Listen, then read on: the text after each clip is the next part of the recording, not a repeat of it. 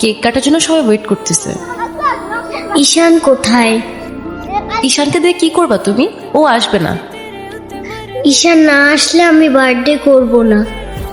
চলো বাবা, সবাই অনেকক্ষণ ধরে ওয়েট করতেছে, আসো। আমি যাব না। তোমাকে উঠতে বলছি না? আমি যাব না, যাব না, যাব না। নেক্সট টাইম আমার সাথে শর্ট করে কথা বলবা না, মনে থাকে যেন।